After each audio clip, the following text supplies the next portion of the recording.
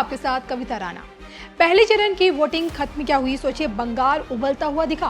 क्योंकि सोचिए जिस समय 152 सीटों पर वोट डाले जा रहे थे उस बीच तोड़फोड़ हुई, जमकर पत्थरबाजी भी हुई और सेंट्रल फोर्सेस से हुड़दंगियों की हिंसक झड़प भी हुई। बीरभूम से लेकर मुर्शिदाबाद तक अशांति की सुनामी दिखी और इसी उपद्रव से ठीक पहले ही जैसे ही कांग्रेसी राहुल गांधी का एक वीडियो सामने आया, समूची भाजपा खुशी में झूमने लगी। लोग पूछने लगे कि क्या सच में राहुल गांधी ने बंगाल में पीएम मोदी की जीत की भविष्यवाणी कर दी है। इस भविष्यवाणी की सत्यता क्या है और राहुल गांधी को कब मिलेगा खुद के राजनीतिक सितारों का साथ। जी हाँ, चुनावी नतीजों से पहले राहुल गांधी के संदर्भ में क्या कहती है राष्ट्रभक्त विश्वविख्यात सुदर्शन चक्र ज्योतिषाचार्य श्री संत बेत्रा शोका जी की भविष्यवाणी। देखिए आज की ये सबसे स्पेशल रिपोर्ट में। बंगाल वोटिंग के बीच अशांति की सुनामी, आगजनी, मारपीट और जमकर तोड़फोड़। गांधी की भविष्यवाणी में मोदी मोदी। देखिए सिर्फ धर्म ज्ञान पर। 23 अप्रैल का दिन बंगाल के राजनीतिक इतिहास में हमेशा के लिए दर्ज हो चुका है। क्योंकि सोचिए पहले फेज की वोटिंग में 93% मतदान हुआ है, जो पिछले 17 चुनाव में कभी नहीं हुआ था। 152 सीटों पर हुई ऐसी बम्पर वोटिंग से टीएमसी और भाजपा इस वक्त दोनों की दोनों गदगद है। क्योंकि एक तरफ मुख्यमंत्री ममता बनर्जी हैं जो इस बम्पर वोटिंग को एसआईआर के खिलाफ बता रही हैं और दूसरी तरफ भाजपा है जो इसे सत्ता परिवर्तन से जोड़ रही है। हालांकि इस बम्पर वोटिंग में उपद्रवियों ने हुमायूं कबीर की कार पर लाठी भी चलाई, ईंटों से हमला भी किया और टीएमसी और एजीपी कार्यकर्ता के बीच एक खूनी संघर्ष, एक खूनी झड़प भी दिखी। तो वहीं सोचिए भाजपाई सुवेंदु सरकार ने खुद पर हुए हमले की शिकायत भी दर्ज की। टीएमसी कार्यकर्ताओं पर गुंडागर्दी करने का गंभीर आरोप लगाया और जिसके जवाब में दीदी ने भी भाजपा पर बाहरी राज्यों से गुंडे बुलाए जाने का आरोप लगाया। सो बात के देखिए एक बात ये निकलकर सामने आती है कि सेंट्रल फोर्सेस की मौजूदगी में भी बंगाल के कुछ हिस्सों में दहशत पैदा करने की कोशिश की गई है। और इसी माहौल के इर्द गिर्द ही राहुल गांधी द्वारा ट्विटर पर एक वीडियो शेयर किया गया जिसमें उन्होंने भले ही देखिए कांग्रेस को वोट देने की अपील तो की बंगाल से, लेकिन ममता पर निशाना साधते साधते कुछ ऐसा बोल गए जिससे भाजपा अपनी जीत की भविष्यवाणी से जोड़ रही है। दरअसल वोटिंग से पहले 22 अप्रैल के दिन राहुल गांधी ने पश्चिम बंगाल के लिए एक ट्वीट किया और जिसमें उनका ये कहना था कि विचारधारा की इस लड़ाई में बीजेपी को सिर्फ और सिर्फ कांग्रेस ही हरा सकती है। वो अधिकार छीनते हैं और हम दिलाते हैं, वो संविधान मिटाते हैं और हम बचाते हैं, वो भारत की विविधता मिटाना चाहते हैं और हम बंगाल के साथ हर संस्कृति, हर भाषा का सम्मान करते हैं। आइए कांग्रेस को भारी मतों से विजय बनाकर बंगाल में न्याय, सम्मान और प्रगति देने वाली सरकार बनाए। यहाँ तक तो देखिए राहुल गांधी ने जो कहा सब बढ़िया था, लेकिन जब 1 मिनट 47 सेकंड के इस वीडियो में लोगों ने उन्हें ये कहते हुए सुन लिया कि अगर ममता ने साफ सुथरी सरकार चलाई होती तो उन्होंने अगर ध्रुवीकरण नहीं किया होता तो भाजपा के लिए रास्ता नहीं खुलता बंगाल में। उनके ये शब्द साफ साफ हैं। अगर ममता जी ने साफ सुथरी सरकार चलाई होती, अगर उन्होंने बंगाल में ध्रुवीकरण नहीं किया होता तो भाजपा के लिए रास्ता नहीं खुलता।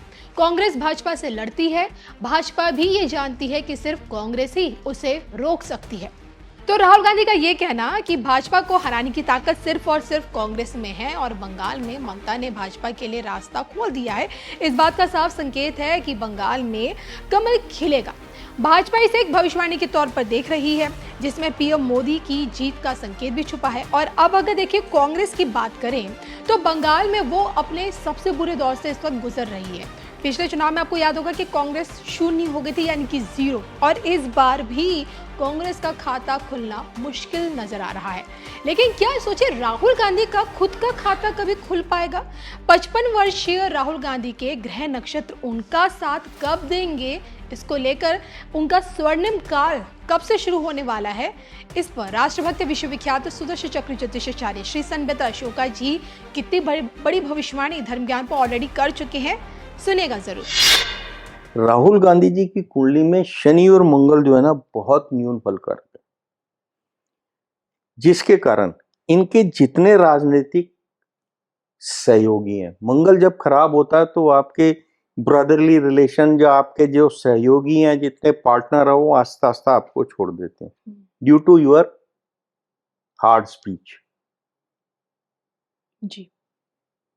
एवं शनि जो है, शनि नीच का है और शनि 12वें घर में है और उसकी तृतीय दृष्टि मुख्य स्थान पे होने के कारण इनके वक्तव्य हमेशा देश के अगेंस्ट, ये बाहर जाते हैं तो देश के अगेंस्ट बोलते हैं।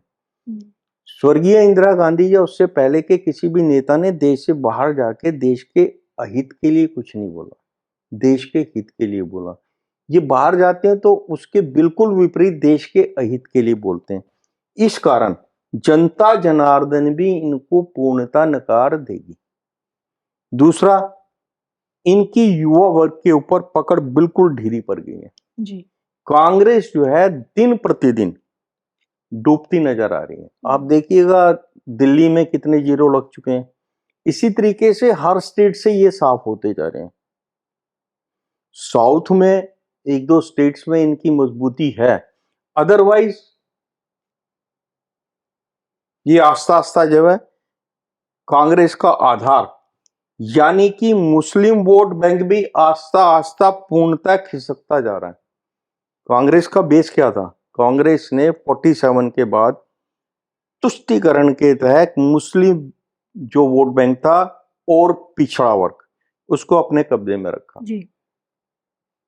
पिछड़े वर्ग को आपके माननीय काशीनाथ जी ने अपनी पार्टी बनाई। बसपा बनने के बाद वो एक चंक निकल गया। जी। कांग्रेस उसके बाद हल्की हुई, कभी वैसे मेजोरिटी में फुल मेजोरिटी पे नहीं आई, बैसाखियों पर ही चली।